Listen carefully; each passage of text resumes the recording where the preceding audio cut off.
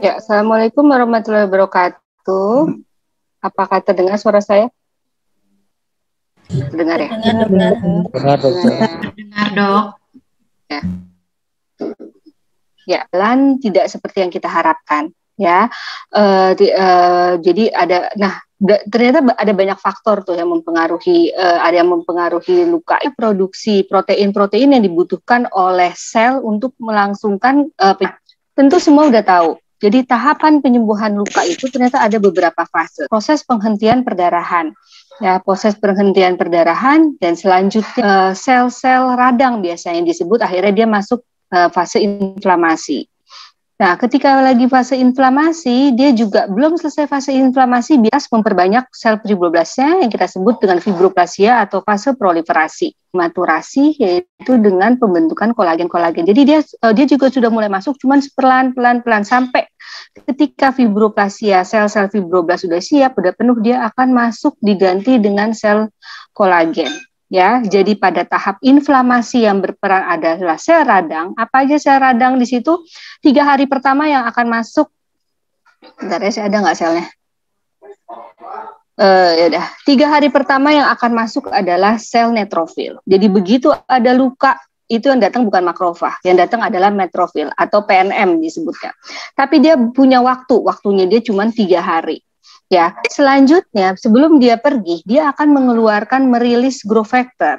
Jadi setiap sel itu selain dia punya aktivitas atau perannya, misalnya sel leukosit kita tahu baik makrofag atau PNN, dia akan berperan untuk melakukan pembersihan atau fagositosis. Dia juga akan merilis growth factor. Ya, dia akan merilis growth factor. Jadi begitu PMM datang, dia selain dia melakukan pembersihan di area tersebut, dia juga akan merilis growth factor, antara lain TGF dan PDGF, di mana growth factor itu akan memanggil makrofag. Jadi proses ini semua saling memanggil-manggil. Dia akan memanggil makrofag. Makrofag datang. Akhirnya makrofag biasanya memenuhi seluruh jaringan luka. Itu kalau kita lihat dia akan penuh dengan seluruh jaringan luka, akan penuh makrofag ya. Kalau tidak ada masalah kronis yang terjadi di sini, pada waktunya makrofag kurang lebih sampai 1 minggu, makrofag akan pelan-pelan berkurang. Makrofag juga mengeluarkan beberapa growth factor antara lain TGF, PDGF, FGF ya, VEGF dan sebagainya. Nah, setiap masing-masing growth factor itu mempunyai fungsi dan perannya untuk melaksanakan tugasnya dalam melakukan healing di luka tersebut. Nah, ketika proses semua berjalan baik, makrofag akan pergi. Dia sudah memanggil dia sudah mengeluarkan merilis FGF kan, fibroblast, memanggil juga sel-sel. Jadi area luka tersebut ya, kalau saya nanti saya coba buka video saya, kalau ternyata suaranya jadi putus-putus saya tutup lagi ya. Soalnya biasanya kalau pakai video suka jadi jelek. Nah, kalau misalnya kondisinya sudah optimal, makrofag akan pergi dan akan diisi oleh fibroblast. Akan daerah itu yang tadinya penuh isinya semua makrofag akan hilang dan itu semua diisi oleh sel fibroblast. Nah, pada tahap fibroblast itu jaringan masih rapuh. Jadi inilah nanti fibroblast itu kira-kira kurang lebih sampai 2 minggu sampai 3 minggu baru nanti mulai ada pembentukan matriks aksesoris, terbentuknya kolagen-kolagen baru. Berdasarkan teori inilah yang menjadi dasar kalau kita ada suatu lakukan operasi dan kita ingin melakukan perbaikan atau revisi, biasanya jangan dilakukan kurang dari 1 bulan. Kenapa? Karena isinya semua sel radang. Kalaupun udah nggak ada sel radang, isinya sel fibroplasia. Begitu dicabut, kalian pernah lihat nggak? Kalau ada satu luka terus udah mulai mau sembuh, biasanya ada granulasi merah-merah. Itu dijahit apa aja juga pasti putus. Jadi itu akan percuma. Jadi akan lebih baik minimal 1 bulan. Ya, jadi tadi sudah diterangkan ada respon sel, ada respon vaskular dan sel-sel inflamasi. Nah, untuk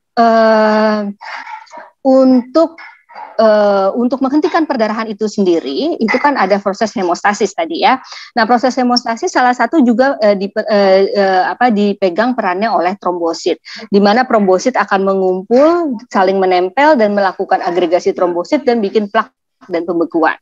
Nah, ternyata nih, sedikit saya sharing di sini, ternyata trombosit itu selain sebagai faktor hemostasis itu mempunyai peran yang sangat banyak dan sangat bermanfaat itu karena dia ketika dia teraktivasi, dia akan merilis berbagai macam growth factor yang sangat diperlukan oleh jaringan, baik oleh penyembuhan luka maupun mempertahankan viabilitas jaringan. Oke. Nah, ini bisa dilihat ya, kalau ada satu luka, terus akut pertama tentu yang akan datang adalah menghentikan perdarahan sehingga untuk dibentuk di atasnya fibrin cloth.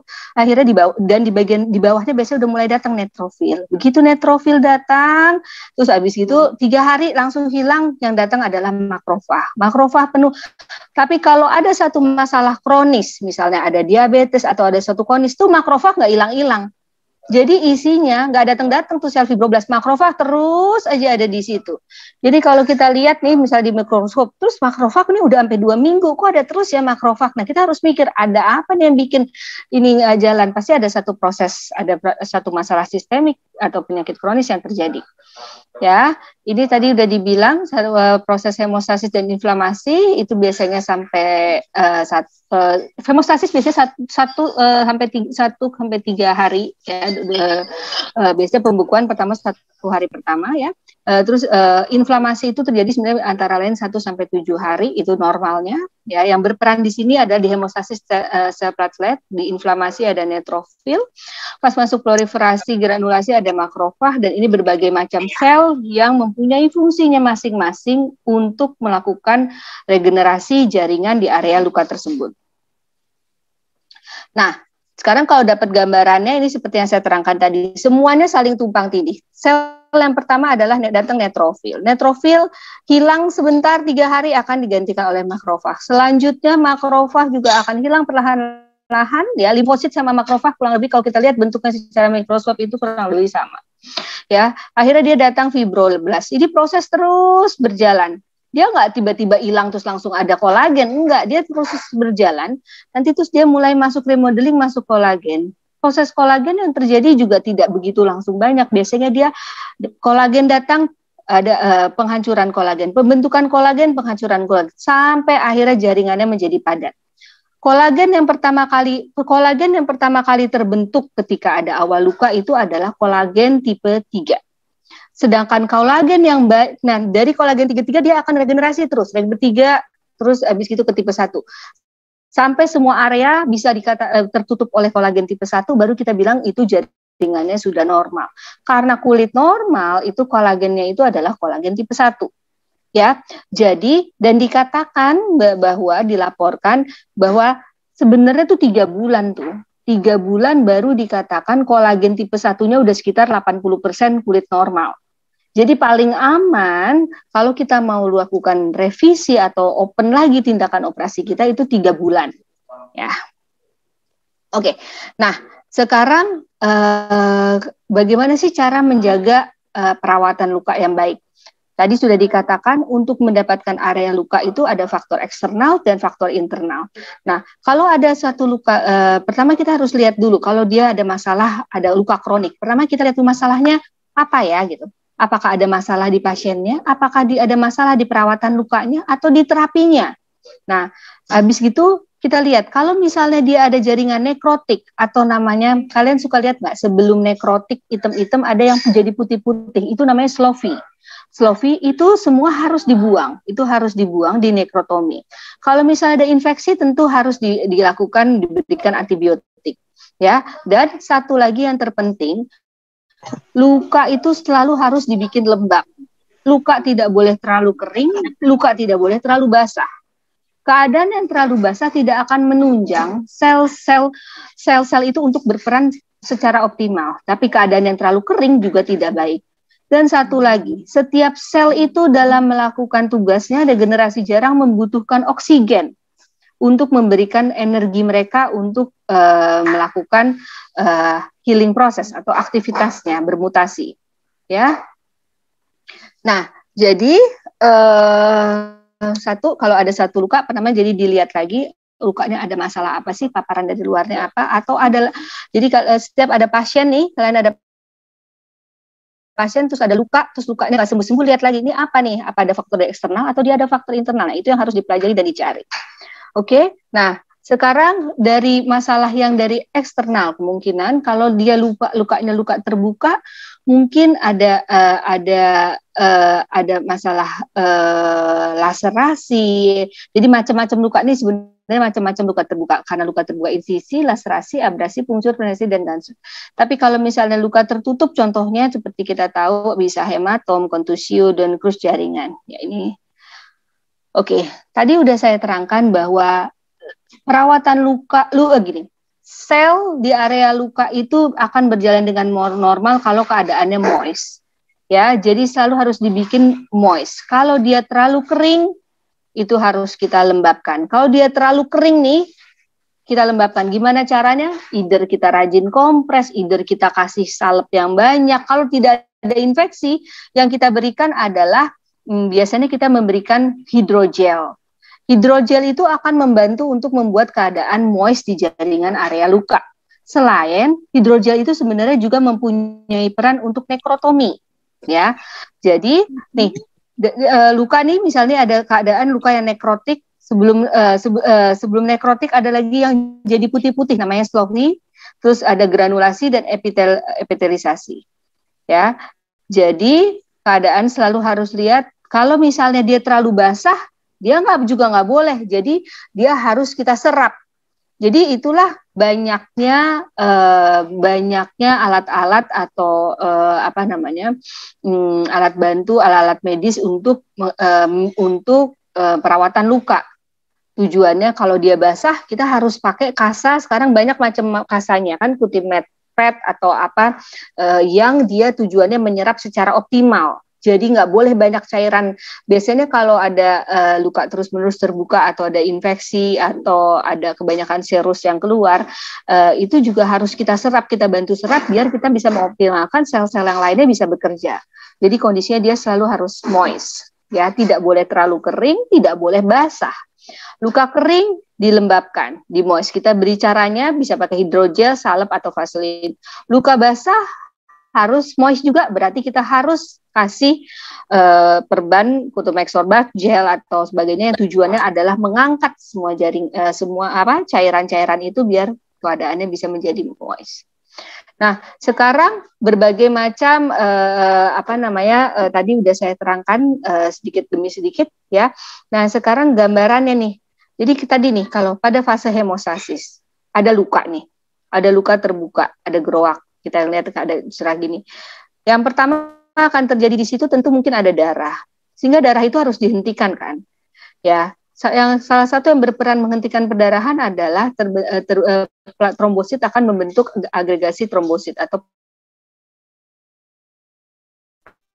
ketika trombosit terpapar dengan pembuluh darah atau sel endotel pembuluh darah, umumnya trombosit itu akan menjadi aktif.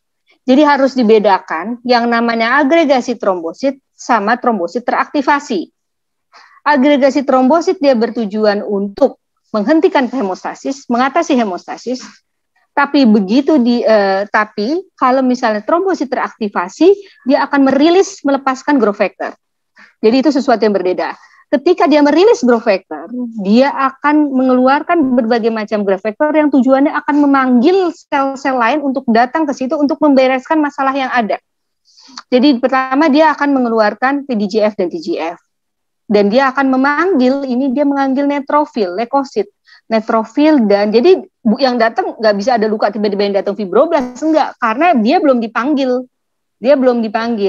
Oke? Dia datang pertama neutrofil dan makrofag. Neutrofil umumnya cuma 3 hari. Begitu 3 hari tiba-tiba hilang, dia nggak ada, semua isinya penuh dengan makrofag. Oke. Nah, neutrofil, makrofag semuanya juga melepaskan growth factor. Tujuan setiap sel ini melepaskan growth factor itu memberi sinyal untuk sel-sel lain untuk melakukan aktivitasnya, VEGF, IGF, interleukin, TNF-alpha dan sebagainya. Ya. Nah, setelah itu, ini kan lukanya di atas terbuka kan, dia kan harus tertutup nih. Jadi kalau ada satu luka gini, pertama dia harus tinggikan jaringannya dulu, baru yang paling atas ini kan epidermis, baru epidermis bisa nutup. Karena epidermis itu, sel keratin itu tidak akan jalan menanjak atau menurun.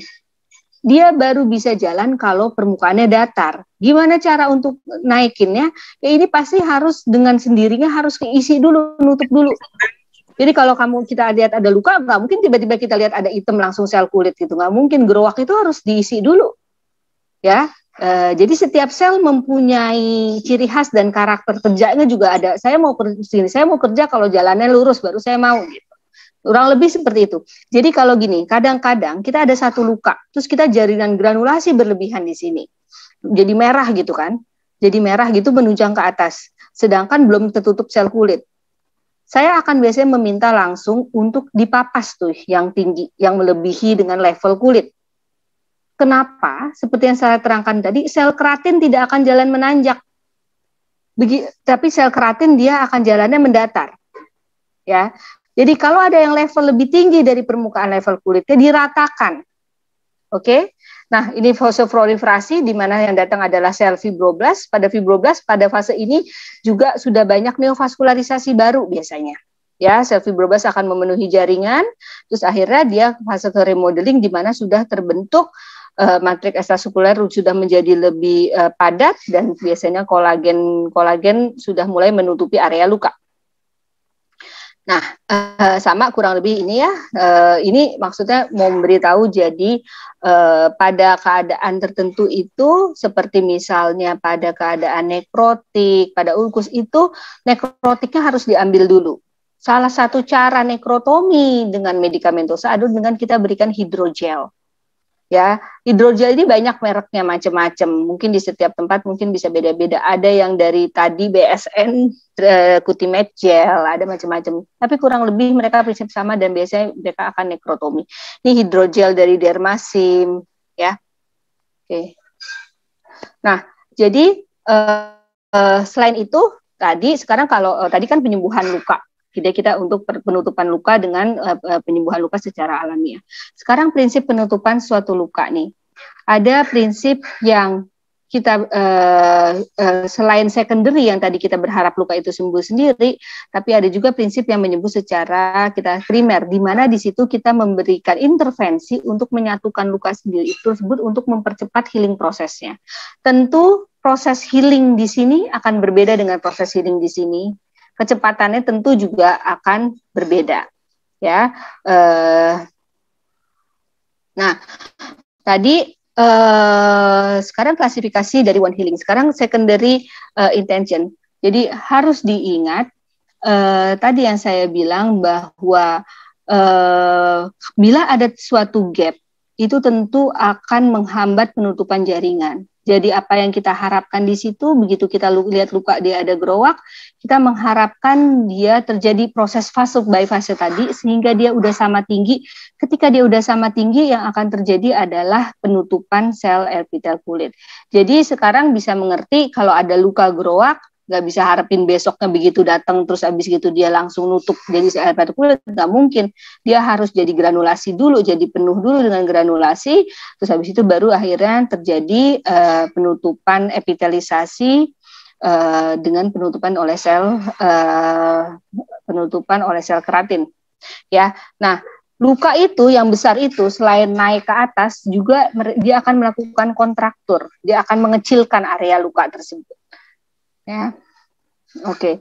Nah, sekarang bisa dilihat lagi ini keadaan luka yang kronis yang jadi penyembuhan luka. Kalau tadi kan penyembuhan luka menggunakan contohnya kalau misalnya cepat itu adalah dijahit. Tapi ini yang seperti tadi penyembuhan luka kronis. Nah, seperti yang sudah diterangkan. Jadi pada prinsipnya ini kan dia akan memperbaiki dulu nih. Tergantung lukanya sedalam apa. Kalau ini kan dia sampai dermis ya, sampai dermis sedikit, dia akan memperbaiki dulu sel di sini sampai dia menyusun lapis demi lapis, dan di sini biasanya di atasnya itu kan dia akan kebentuk biasanya area lukanya akan terjadi hemostasis dulu, kebentuk dulu. Kalau kita lihat suka keropeng dulu kan kalau ada luka. Ternyata di bawah keropeng itu si sel itu lagi beraktivitas segala macam untuk menyamakan jaringan dengan jaringan sekitarnya. Justru kalau ada keropeng itu jangan dicabut. Tunggu sampai waktunya, satunya udah lepas, sampai jaringannya udah kuat, dia akan lepas sendiri. Ya. Oke. Sekarang kemarin udah dibahas oleh Dr. Hafiz penutupan luka dengan tandur. Juga udah dibahas macam-macam ketebalan tandur ya, dari tandur ada yang STSG, ada yang FTSG. STSG sendiri juga ketebalannya ketika kita ngambil, misalnya kita ambil pakai dermatom, itu bisa kita pilih seberapa ketebalan yang kita mau. Semakin tipis tandur atau skin graft, semakin mudah take-nya skin graft itu. Maksudnya semakin besar probability skin graft itu hidup. Jadi kemungkinan dia nekrotik dia akan lebih kecil. Tapi dengan dia lebih tebal, dia biasanya tidak sebagus yang lebih tipis. Ya. Kenapa begitu? Karena skin graft itu Karena skin graft itu dia hidup dari bed kan. Nah, jadi yang akan terjadi, ini harusnya lihat lagi kalau kalian lihat di buku penyembuhan luka pada tandur, dia ada fase imbibisi namanya. Jadi dia akan terbentuk neovaskularisasi antara bed dengan tandur. Kalian lihat lapisan kulit ini kan tebal ya, tebal. Kalau dia semakin tipis, buat neovaskularisasi sampai ke ujung yang paling atas itu kan akan lebih pendek jaraknya dibanding dia yang tebal.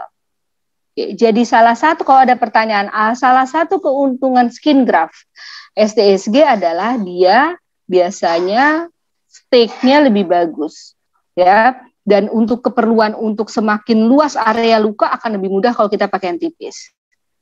Nah, kerugiannya adalah dia juga lebih mudah kontraktur biasanya. Tapi kalau yang FTSG ya, karena dia cukup tebal dan mengambil seluruh dermis, itu umumnya dia tidak gampang kontraktur. Satu, yang kedua warnanya lebih sesuai dengan warna kulit. Tapi take-nya dia, daya hidupnya dia tidak sebagus STSG. Oke, ya. Jadi nah tadi ini macam-macam tandur, ada STSG, FTSG. Nah, umumnya 24 per jam. Nah, habis tandur itu ditaruh, itu akan kebentuk gini. Fase inflamasi itu kan di mana-mana pasti dia akan terbentuk akan terbentuk cairan seros kan. Nah, kalau itu terjadi ketika kita masang skin graft, itu keadaannya tidak menguntungkan buat skin graft itu. Kenapa? Kalau ada cairan yang antara skin graft dengan bed, dia akan membuat skin graft ini kan nggak ada perdarahan dari mana-mana. Dia butuh nempel ke bed itu untuk dapat asupan darah dibentuk neovaskularisasi baru kan. Sehingga kalau ada cairan yang keluar, begitu luka itu ditutup, cairan itu keluar sehingga membuat ada gap antara skin graft dengan bednya, dia akan membuat skin graft itu mati. Jadi di sini yang penting adalah kita dalam 1 minggu pertama gimana caranya kita harus bikin skin graftnya itu nempel sama bed.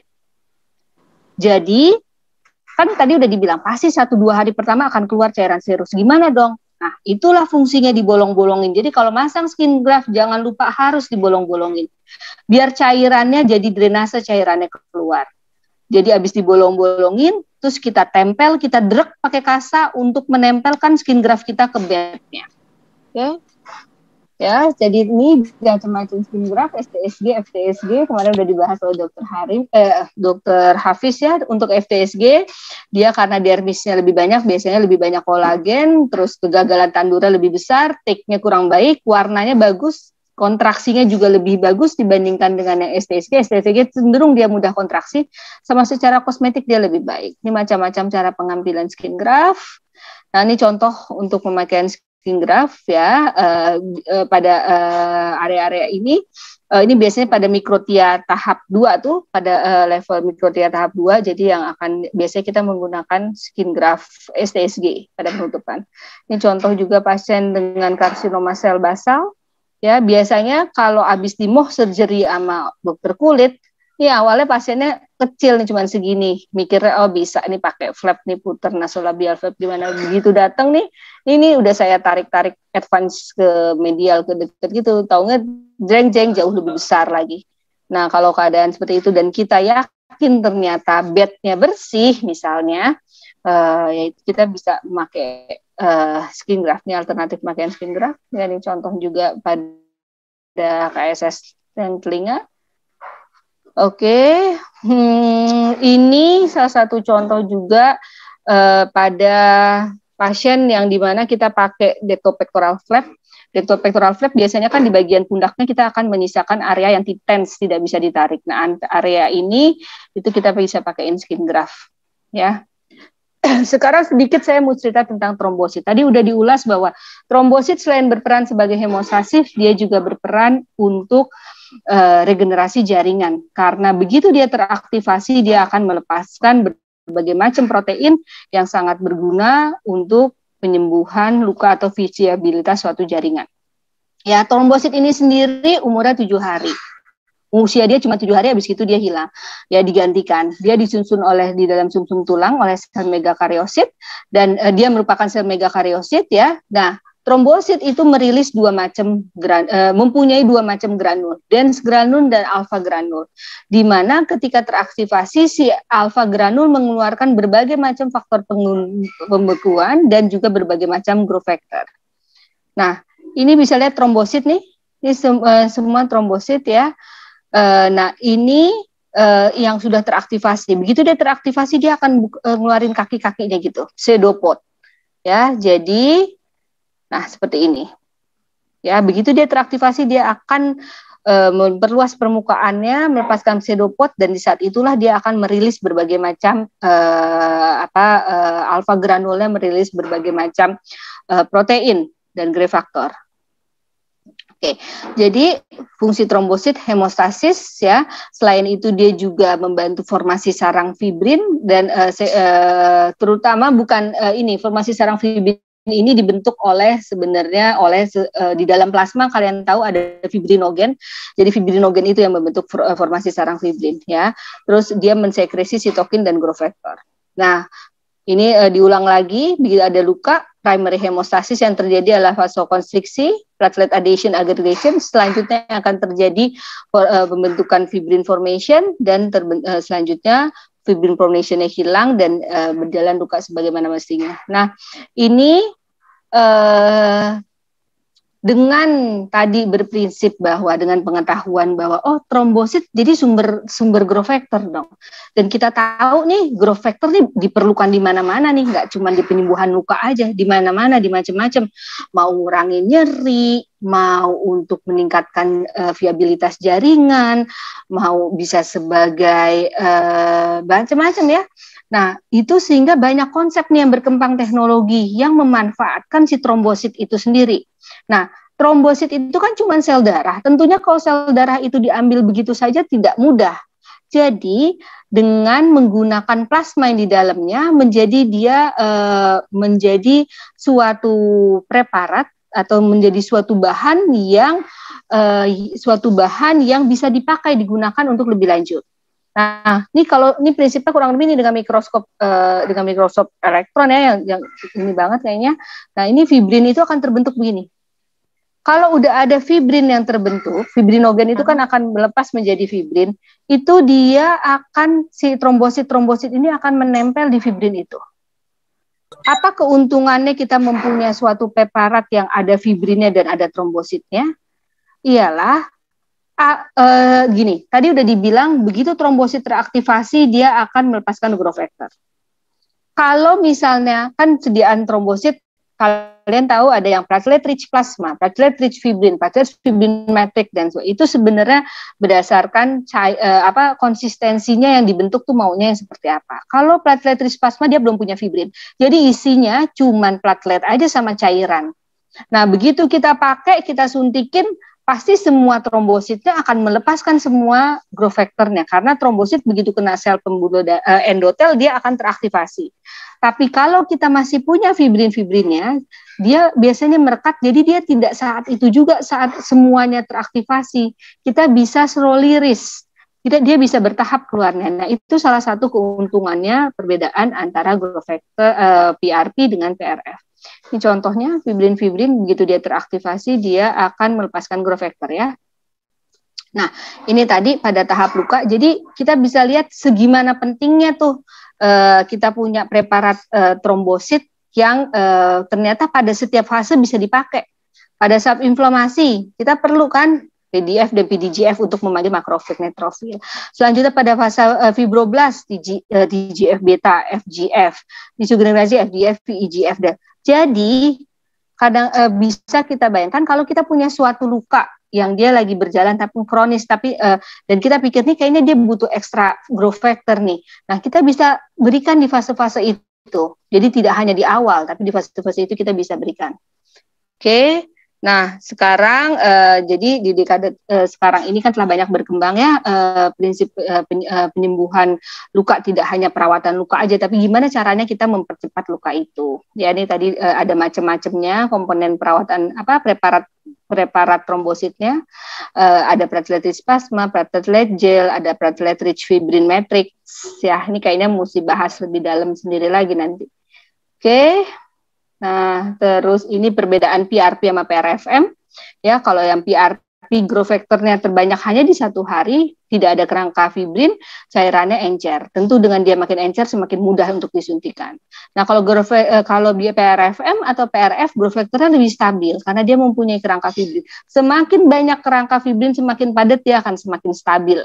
Gitu. Jadi kalau dibaca nanti ada banyak banget nih bikin PRF metodenya macam-macam. Ada yang PRFM, ada PRF, ada IPRF dan macam-macam. Itu sebenarnya mainin yang kita mau adalah hasil seperti apa nantinya. Kita mau pakai tambah leukosit atau kita mau murni trombosit. Kita mau pakai fibrin atau kita tidak mau pakai fibrin. Kita mau pakai fibrin tapi masih bisa disuntikan atau kita mau pakai fibrin tapi nanti untuk dijahit. Jadi dia ada lagi yang namanya PRFM, dia saking padatnya itu sampai bisa dijahit untuk kita menyambung suatu jaringan, hampir seperti kayak fascia, kayak tendon gitu. Oke, sekarang ngomongin yang lain lagi. Tadi kita udah ngomongin tambahan untuk perawatan luka dengan preparat autologus trombosit growth factor. Sekarang dengan amnion. Amnion itu juga mengandung faktor pembunuhan dan dia juga merangsang penyembuhan luka. Jadi bila mana tidak memungkinkan kita pakai PRP atau PRF, kita bisa menggunakan amnion ini. Tapi tentu dengan amnion kita nggak mungkin kita jadi viabilitas jaringan. Kalau dengan PRFM itu kita bisa kita campurkan si PRF itu bersama-sama dengan lemak, terus kita suntikan ke area-area yang kita mau pasang implan lemak. Tujuannya adalah viabilitas lemak dengan terbentuknya neovaskularisasi untuk membuat lemak itu tidak terabsorpsi.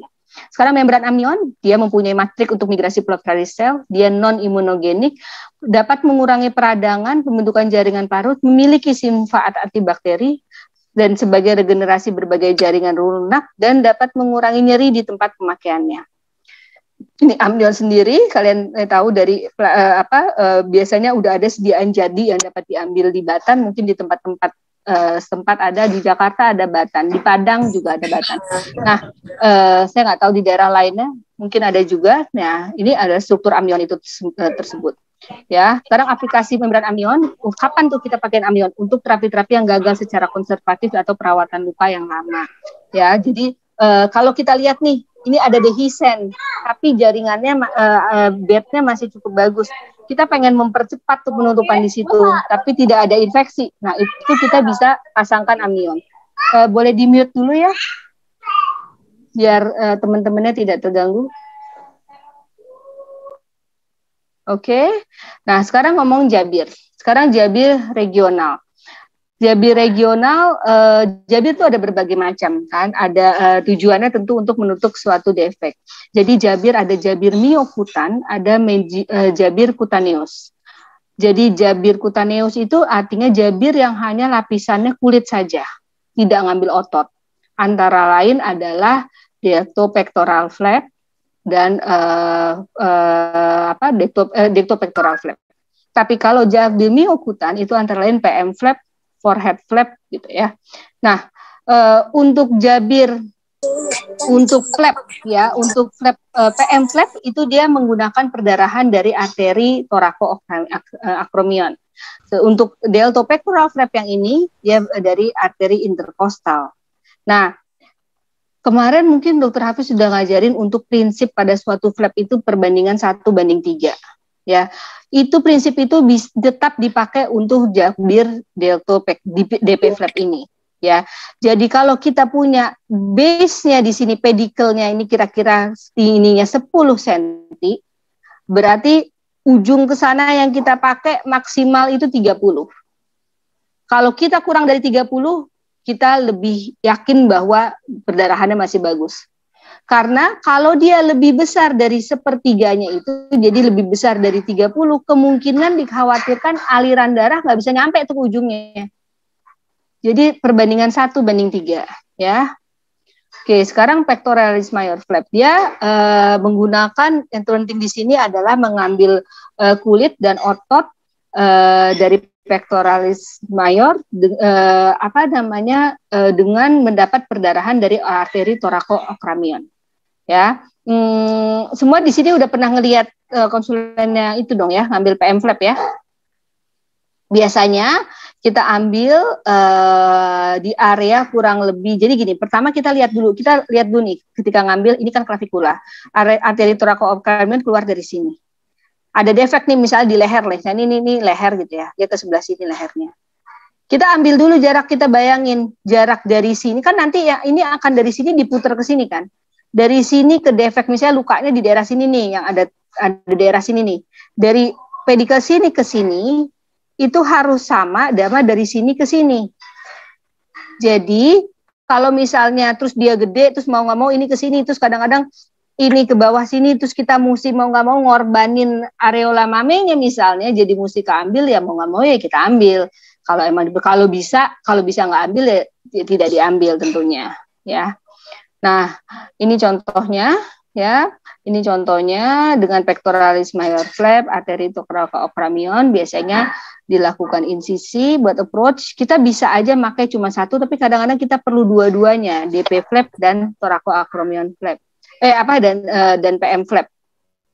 Nah, kalau kita pakai dua-duanya, kombinasi PM flap dengan DP flap, tentu approach yang kita buka tidak kita insisi di sini untuk langsung dapetin flapnya, tapi kita buka approach-nya itu dari DP flapnya itu kita buka hanya lapisan sebatas lapisan subkutis ya, sampai lapisan otot itu kita tinggalkan.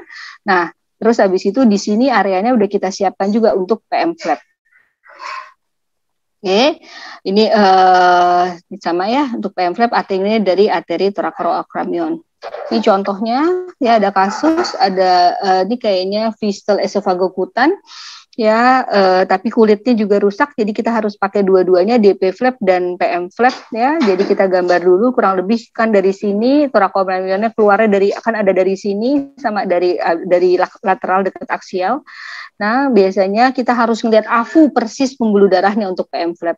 Jadi kita buka approach-nya, kita lakukan insisi di sini, kita buka flapnya, terus kita akan ini flap yang kita rencana ambil lapisan kulit dan otot. Ini kita insisi juga di sini buat buka aja. Nanti habis itu di dalamnya kita ambil selapisan ototnya. Ya, contohnya seperti ini. Ini DP flapnya dibuka. Ya, terus kemudian udah DP flapnya dibuka. Pertama kita ambil dulu undermining area yang kita mau ambil si PM flapnya. Terus habis gitu, begitu kita ambil, kita harus lihat nih bawahnya pembuluh darahnya itu biasanya harus kita lihat arterinya. Ada nggak contoh? Terus baru nanti pas kita mau masukin gitu, kita bisa lewat terowongan bawahnya atau kita lakukan insisi. Kita bisa bikin tunnel di sini kayak gini, tunnel masuk ke sini, nembus sini, atau kita buka insisi di sini, tergantung keperluan. Ya, ini contoh pada pasiennya. Oke, ini contoh kasus tahun lagi, pasien dengan juga selain defek pasca laringektomi, terus selain juga ada fistel esophagocutan. Ya, terus habis itu sempat ditutup dengan STSG, namun pasti nekrotik ya, dilakukan nekrotomi dan dilihat ukuran defeknya, terus habis gitu dilakukan PM flap. Ya, PM flap, kita nggak DP flap, ya cuman PM flap, akhirnya ternyata masih ada area yang Jadi ada area yang dehiscence. Tapi kita lihat di sini subkutisnya ada, tetap nempel hidup. Tapi lapisan epidermisnya dia dehiscence. Jadi dipikirkan ini nggak usah dibongkar, nggak usah tutup lagi, tapi kita perawatan luka aja. Jadi kita bantu dengan amnion waktu itu. Emang cukup lama sih. Jadi bolak-balik pakai amnion gitu, tapi akhirnya dia menutup. Ya, tadi prinsip perawatan luka kalau ada kapan Cutimex sorbakial dipakai tentu kalau ada cairan. Sekarang flap yang lain. Flap yang lain itu antara lain adalah forehead flap. Jadi di area wajah, apalagi di bagian midline, kita sering kalau ada defek di hidung misalnya, kita membutuhkan suatu jaringan untuk menutup. Yang dipakai adalah forehead flap. Ya, forehead flap berbasis menggunakan arteri trachealis ya. Pertama kalau ada flap tentu kita bikin desain dulu, kita lihat dulu defeknya seperti apa, terus habis itu kita lihat kira-kira desainnya kita mau pakai di mana, kita mau pakai apakah kedua cabang dari trochlearis atau hanya satu cabang dari trochlearis ya. Selanjutnya habis gitu yang terpenting adalah juga perawatan luka pasca operasi. Oke, contohnya ada kasus pasien, pertama kita lihat dulu defeknya, dia sebesar apa, terus kita lakukan adjustment, penilaian, terus kita selalu lihat. Jadi kalau ada satu defek, pertama kita lihat jaringan apa aja sih yang hilang, apakah dia cuman kulitnya yang hilang, atau dia ototnya ikut hilang, atau ada tulangnya ikut hilang. Jadi kalau misalnya ada defek pasca maksilektomi tapi tulang maksilanya nggak ada, berarti kan yang harus dibentuk adalah hard tissue-nya maupun soft tissue-nya. Nah, soft tissue-nya setebal apa aja nih yang harus digantikan. Nah, berarti itu kita harus sama. Ya. Jadi pastikan lagi ukurannya, lokasinya, kedalamannya. Terus habis itu untuk misalnya defek pada hidung tadi kita bikin desain untuk menutup defek tersebut, ya. Terus selanjutnya pas sudah dinilai ya, dan nah ini operasi yang dilakukan, kita melakukan satu dari arteri forehead flap, arteri trochlearis kiri. Nah ini yang harus dilakukan, sampai batas ini kita ngambil otot sama kulit, tapi periosteumnya tidak kita ambil. Ketika kita sudah mendekati alis, itu kita melakukan insisi, karena pembuluh darahnya jalannya di sini, jadi ini kita tinggalin tulang. Ini harus dibawa, ya, ini harus dibawa karena pembuluh darahnya jalannya di sini. Jadi kita lakukan diseksinya, ini sampai di batin. Ya, oke, ini pasiennya. Nah biasanya kalau begini harus 2 tahap, ya. Setelah 4 minggu atau 1 bulan, habis itu kita bisa refinement. Biasanya kalau ketebalan bisa kita tipisin. Oke, nah sekarang tadi udah ngomong DP flap, PM flap, forehead flap. Sekarang ada flap lain yang kadang-kadang kita juga perlukan. Misalnya keadaan-keadaan yang tentu kalau bisa dibayangin kalau buka DP flap, PM flap itu makan waktu operasinya jauh lebih panjang, jauh lebih lama gitu kan. Jadi teknik-teknik atau flap lain yang lebih dekat dan lebih simpel itu menjadi salah satu pilihan. Nah, salah satu pilihannya adalah ini, arteri supraklav. Jadi sekarang berkembang flap supraclavicular flap, ya. Ternyata supraclavicular flap ini dia daya hidupnya bagus, arterinya kita bisa ngambil cukup panjang, bisa sampai hampir ke pundak gitu, cukup panjang. Bisa dibayangin kalau udah sampai pundak ini kadang-kadang bisa sampai ke daerah telinga kemana, sedangkan kita tidak perlu diseksi terlalu besar, ya. Dan ternyata dia daya hidupnya dan vitalitasnya juga bagus. Nah, ini ada satu contoh kasus, ya, ada defek esofagokutan, ya, pada esofagokutan, ya, esofagokutan. Nah, terus habis itu pasca operasi Ya, itu kita coba lakukan di sini adalah menggunakan supraclav flap. Ya, sebelumnya kita memastikan biasanya saya minta 1 hari sebelumnya itu digambar dulu oleh radiologi untuk cari arteri supraclavnya. Dan itu digambar, nggak boleh dihapus. Pas lagi ngebersihin juga nggak boleh dihapus karena arteri ini yang mau kita ambil. Ya, kita diseksi lapis demi lapis. Nih lapisan ini cutaneous flap ya. Oke, nah terus abis gitu dan hasilnya cukup baik. Hasil cukup baik. Bagus ya hasilnya, menutup pada minggu kelima. Jadi kesimpulannya, 1, pemahaman dengan penyembuhan luka itu penting. Jadi kita bisa mengerti bagaimana perawatan luka. Untuk penyembuhan luka sendiri itu ada terkait dari berbagai faktor, eksternal dan internal, ya pengetahuan tentang anatomi, kulit, terus habis itu kalau untuk flap, penutup luka dengan flap itu juga perawatan luka dengan flap harus diketahui ya. Terima kasih. Ya, kalau ada yang ingin mempelajari lebih dalam tentang protokol sensitif trombosit, telah terbit buku saya mengenal lebih dalam produk sensitif trombosit. Di sini yang dibahas ulas mulai pengertian bagaimana trombosit, apa saja kegunaannya dan bagaimana cara pembuatannya, termasuk juga ada tissue engineering di sini. Terima kasih. Terima kasih. Ada pertanyaan?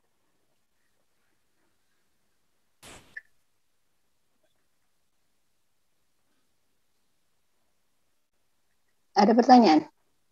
Oh, ada di sini ya? Oke, ada di grup chat, Mbak. Selamat malam, dokter. Izin bertanya, pada pasien dengan defek keluar pada keganasan kepala leher, kapan waktu baik dilakukan tandur dan apa segera setelah operasi? Jadi gimana pertanyaannya? Kalau ada defek pasca operasi, apakah harus segera dioperasi atau tidak gitu? Izin dok, mungkin untuk penutupan lukanya sebaiknya setelah operasi bisa kan ada keganasan dengan cukup luas di keluar kulitnya, dilakukan penutupan defeknya untuk graftnya. Untuk graft ya, untuk graft. Prinsipnya kalau jadi gini, graft tidak akan hidup pada area yang bednya jelek. Ya, nah jadi bednya itu harus kita yakin dulu sehat. Pertama mungkin dipastiin dengan VC di intraoperasi. Nah kita kan juga nggak bakal mungkin kan meninggalkan defek yang besar sekali untuk terus habis itu dibiarkan terjadi secondary healing misalnya. Jadi bila emang memungkinkan di saat itu juga sebaiknya ditutup. Ya, kalau jadi kalau untuk area yang kita tidak yakin itu bagus atau sehat tadinya bekas tumor, mungkin kita upayakan untuk menutup dengan flap, dengan jabir. Tapi untuk area yang tadinya dipakai flap jadi ada defek misalnya, karena kita menggunakan flap tersebut, yaitu kita bisa tutup lagi langsung dengan skin graft. Jadi kapan waktu yang baik untuk dilakukan tandur? Ya, kalau memang memungkinkan itu dilakukan langsung pada saat itu. Jadi, tapi saya pernah juga kan dokter yang melakukan Mohs surgery misalnya di RSCM itu kan suka dokter kulit. Itu lama banget karena satu-satu dikirim satu sampel bisa sampai, dan nggak mungkin saya mulai banget terus udah terlalu. Jadi saya biasanya besoknya saya rencanakan langsung saya tutup, dan itu sebenarnya tidak masalah. Ya, besoknya ditutup untuk operasi tahap selanjutnya gitu. Jadi apakah di sini yang maksudnya pasca operasi pengambilan tumor langsung ditutup atau ada infeksi kapan ditutup? Kalau ada infeksi, selesaiin dulu infeksinya. Nggak ada cerita. Kalau ada infeksi, selesaiin dulu infeksinya. Baru kita tutup. Karena nggak akan nyambung. Pasti dia akan lepas lagi. Oke, saya pertanyaan berikutnya. Selamat malam dokter, izin bertanya pada pasien defek apa segera ini sama kayaknya ya, yang telah menerima radiasi dalam waktu yang tepat dilakukan penutupan defek karena umumnya mengalami fibrosis pada area defek. Kalau udah fibrosis juga biasanya udah keras kan, udah susah. Ini maksudnya setelah radiasi ada luka terbuka gitu. Izin benar dokter. Benar. Jadi setelah radiasi ada luka terbuka. Nah, kita bisa tunggu dulu perawatan luka terbukanya itu kira-kira sampai 2-3 minggu ya, sampai dia menjadi lebih baik. Habis itu kita bisa rencanakan untuk, karena jaringan-jaringan di sekitarnya kalau kita mau pakai buat nutup defek, kalau dia nggak kena sinar ya mungkin enggak ya. Cuman kalau enggak itu biasanya lebih kaku dan lebih keras ya. Jadi sulit untuk menggunakan. Jadi kalau misalnya habis radiasi, biasanya tunggu dulu lah sekitar 2 minggu. Oke. Izin bertanya dok, bila ada blood clot menandakan adanya kontak platelet dengan jaringan dan menjadi teraktivasi dan kemudian produksi merilis growth factor. Apakah masih ada peranan pemasangan drain pada penutupan luka operasi? Terima kasih. Pemasangan drain untuk luka seperti apa nih?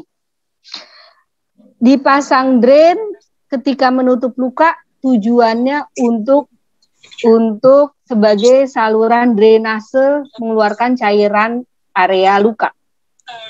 Tadi udah dijelasin, setiap ada luka akan keluar cairan intraseluler. Jadi dia akan penuh cairan. Kalau ada cairan di situ, tentu penyembuhan luka tidak akan baik. Yang misalnya di daerah leher, makanya kenapa dipasang drain, hemovac atau seperti apa? Dia mau bikin negative pressure, harus keluar tuh cairan. Karena kalau enggak akan ngegembung. Kita harus berusaha nempel. Kapan lagi drain dipakai? Kalau kita takut ada area yang area yang misalnya kita habis ngambil konkagraf, ya, bukan konkagraf. Kita habis fistulektomi. Kan ada jaringan biasanya ada kantung dari fistulnya. Itu kan ada defek beroakan.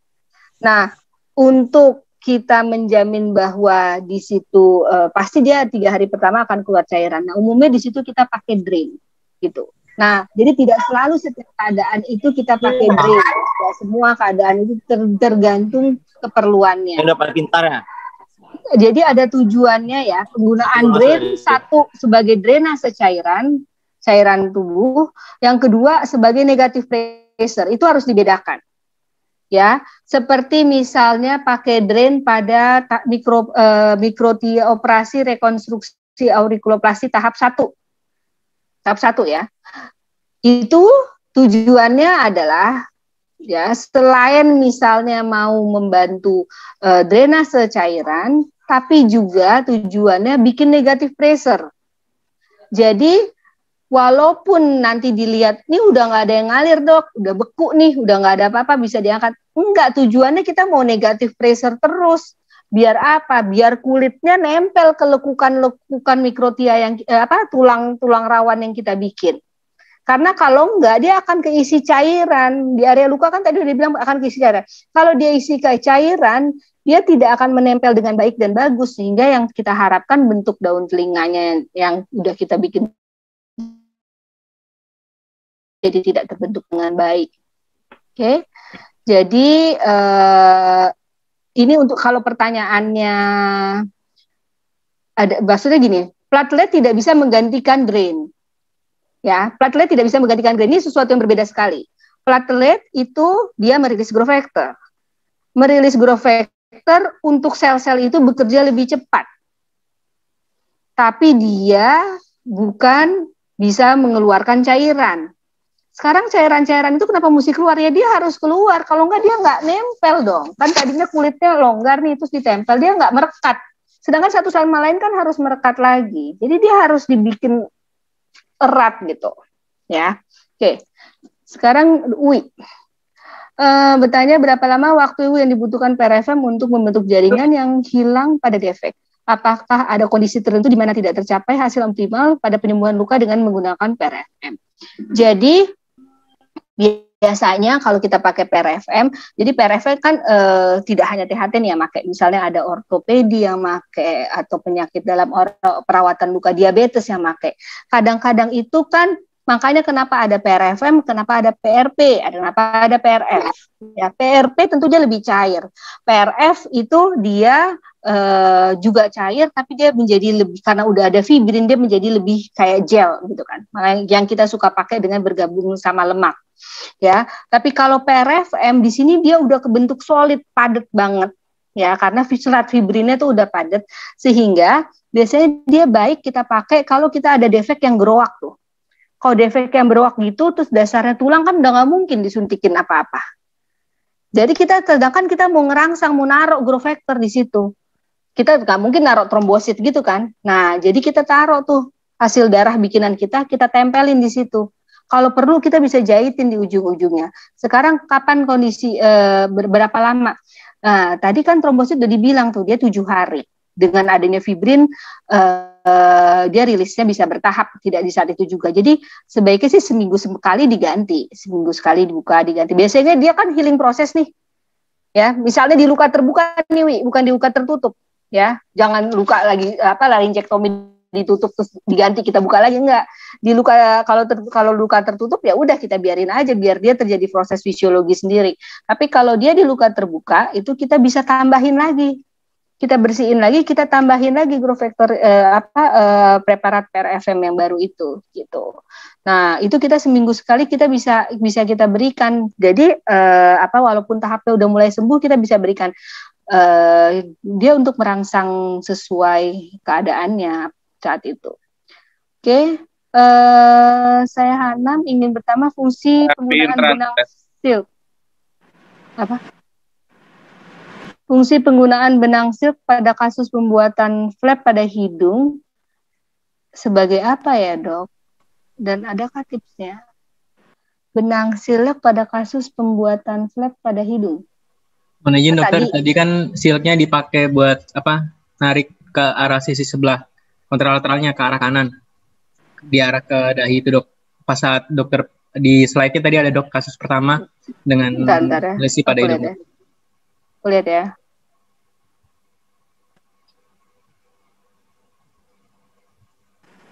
Oh. Ya itu, Dok, itu ada tipsnya kayaknya khusus, Dok. Wait. Gimana gue mau share? Ini bisa kelihatan? Enggak ya? Belum, Dok. Ini gimana gue mau balik ke itu? And show. Oh, berarti saya screen share lagi ya? Screen share.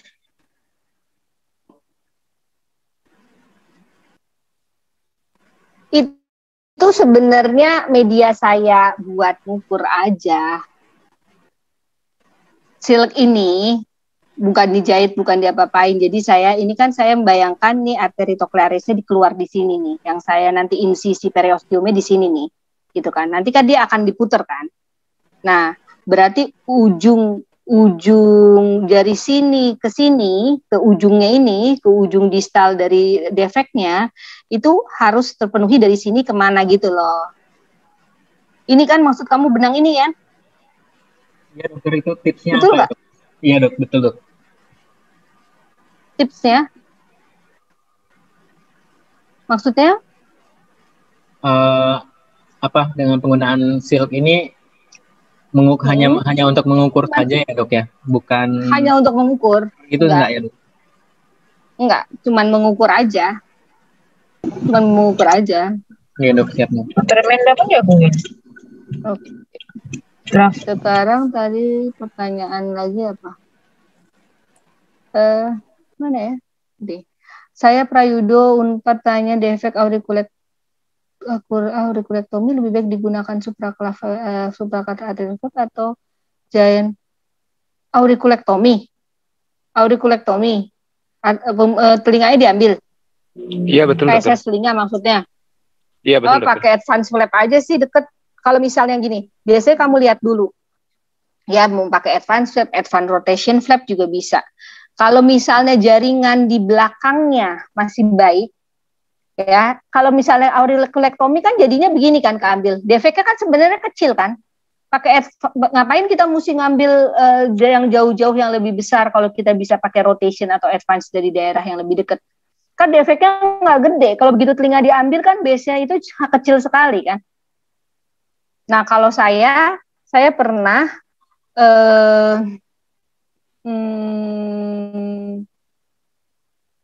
pakai apa ya waktu itu? Ya, jadi ada KSS telinga, terus saya ngambil gimana ya? Jadi kadang-kadang retroauricular advance itu juga bisa dipakai. Saya lupa benar. Jadi kalau bisa mempergunakan flap di area lebih dekat, tentu akan lebih mudah dan lebih viable untuk menggunakan itu. Jadi nggak usah pakai supraklav. Ya, dokter, saya izin bertanya bagaimana manajemen luka pada pasien diabetes. Oke, pada pasien diabetes. Jadi pada pasien diabetes itu pertama tentu dia punya kadar growth factor-nya kurang di situ. Ya, kita mesti bantu nambahin growth factor. Kedua, kita pastiin nggak ada infeksi. Ketiga, kalau ada nekrotik, gangrennya nekrotiknya harus dibuang dulu. Ya, dibuang dulu, dibikin berdarah, terus dibikin sehat. Ya, jadi kalau misalnya mau nambahin sesuatu untuk merangsang penyembuhan luka, itu kita bisa tambahin pakai amnion bisa, kita pakai PRFM juga bisa. Gitu ya. Tapi pertama prinsipnya infeksi hilangin, jaringan nekrotik buang, baru kita rawat luka, bisa secara tradisional, secara standar, atau kita enhance dengan pemberian growth factor. Gitu. Ya. Ada lagi yang di sini belum kebahas adalah perawatan luka dengan negative pressure. Ya, negative pressure juga sangat berguna untuk merangsang proses penyembuhan luka.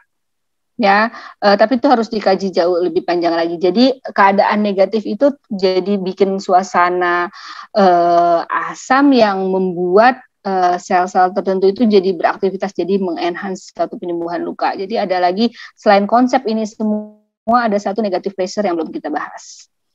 Pradana Wicaksana, evaluasi tandur pectoralis apa saja yang dinilai? Bagaimana membedakan bila vaskus tandur telah baik, bila terjadi nekrotik jaringan? Jadi gini nih, kadang-kadang nih udah kita pasang, ternyata habis 3 hari kita lihat nih jaringannya kehitaman.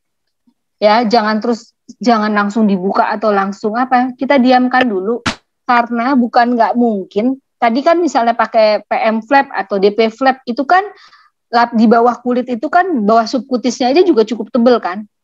Bukannya nggak mungkin yang mengalami nekrotik atau yang nggak hidup itu cuman lapisan keratin atau epidermis yang tipis, tapi di bawahnya subdermisnya masih hidup.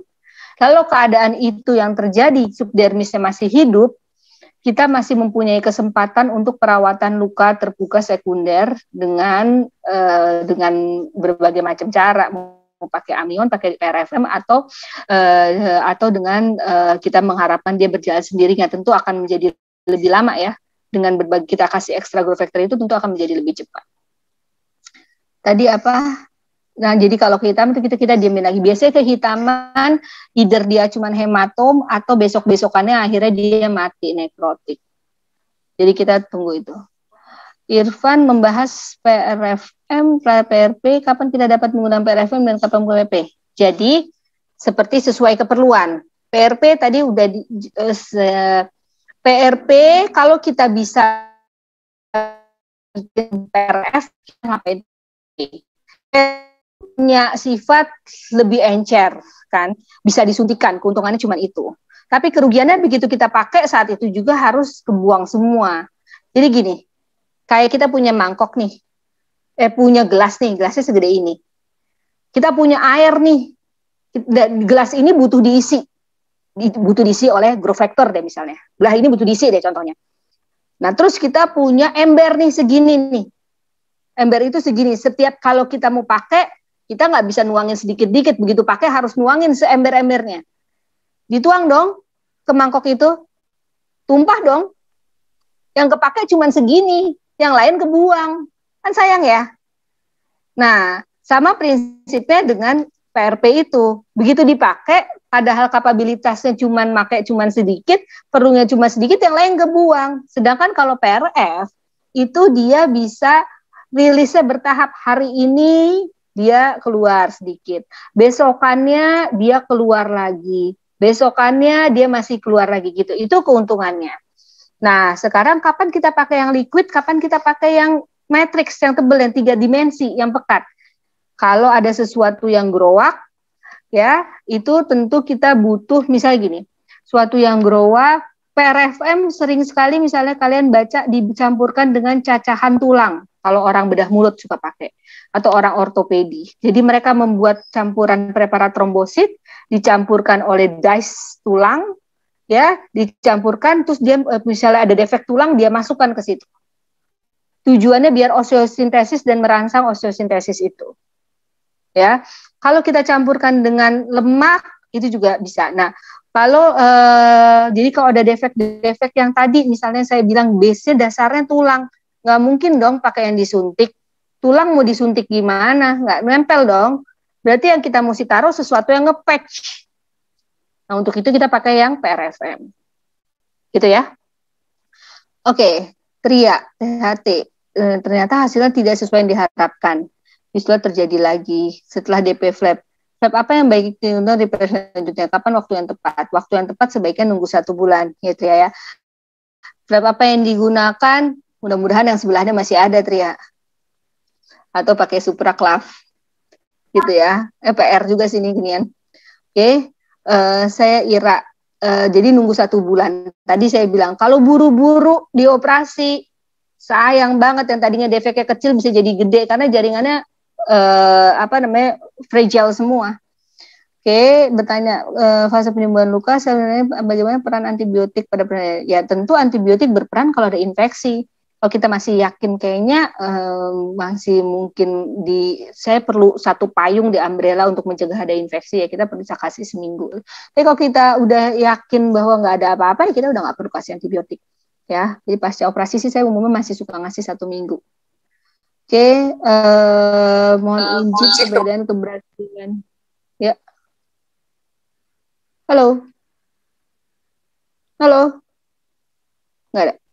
Perbedaan keberhasilan pemasangan flap pasca operasi dengan keganasan sebelum sudah diberikan kemoradiasi.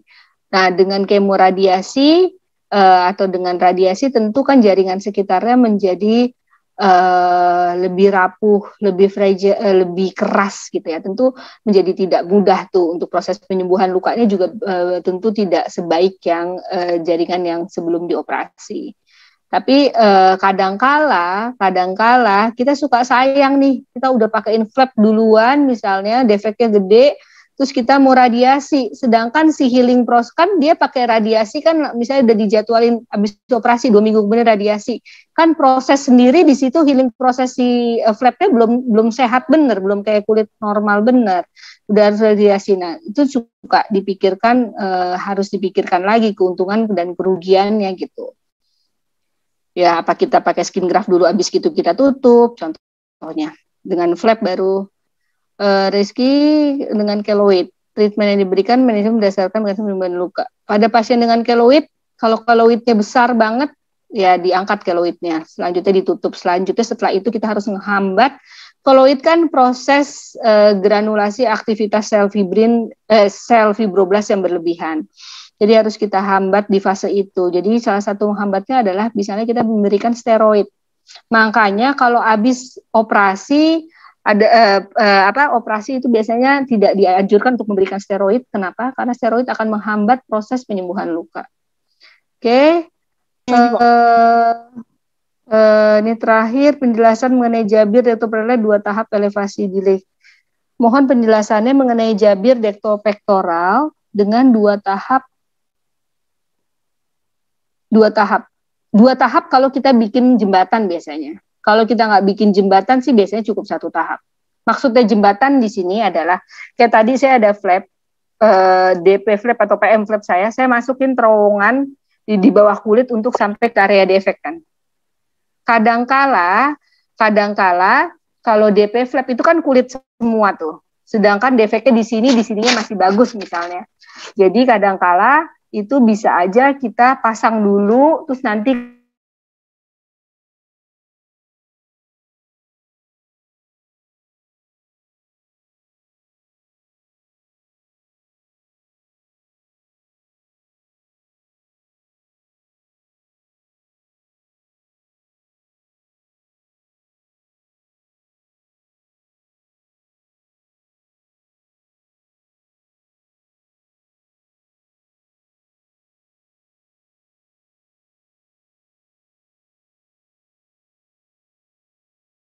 Halo?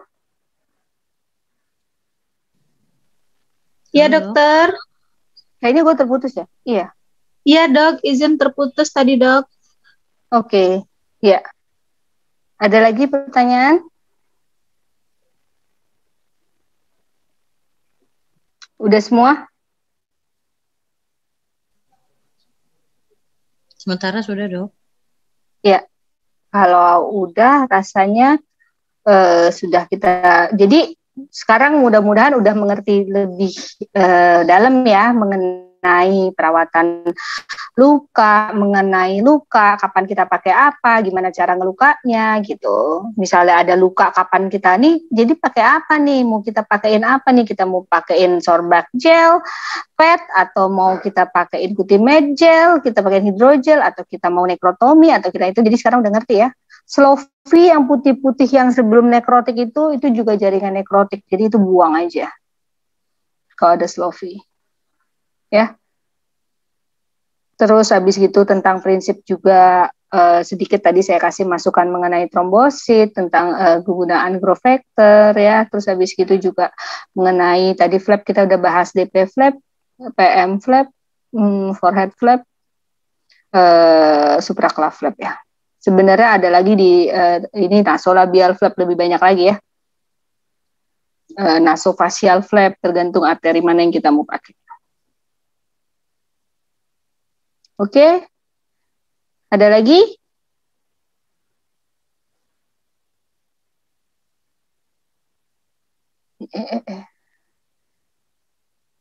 Ini absen, jadi saya absen ya.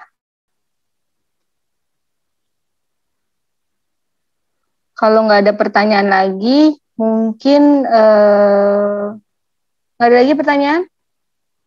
Mungkin kita bisa akhiri ya diskusi kita pada malam ini. Semoga bermanfaat buat yang lagi stase di plastik, semakin dalam ilmunya. Buat yang mau ujian minggu depan, sukses ujiannya. Yang ujian minggu depan juga ikutan kan nih? Jadi tadi ya, kalau misalnya yang penting, kalau mungkin ada sel-sel apa aja yang berperan pada fase apa, sel-sel apa, fase apa, itu tuh mesti dipahami. Yeah. Halo Dokter Udah Husni. bocor soalnya Dokter Mirta. Itu marker tuh, kalau sensitif ya. Kalau ada. Ya, makasih sharing ilmunya Dokter Mirta ya. Makasih, saya pantau aja ya. Sama-sama Dokter Husni, ya. Mudah-mudahan. Bagus sekali ya, thank you.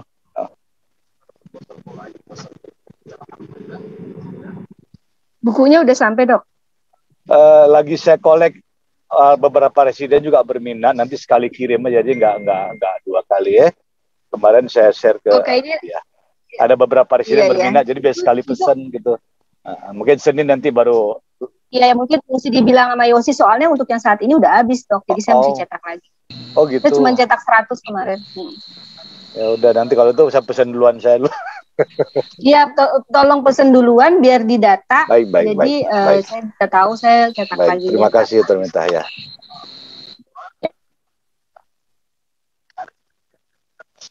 Sudah, mungkin kita akhiri diskusi kita pada siang ini, malam ini ya. Ini pas internet saya jelek. Pas internet saya jelek nih, itu udah selesai. Ya, ada pertanyaan lagi, Dokter Husni, ada pertanyaan?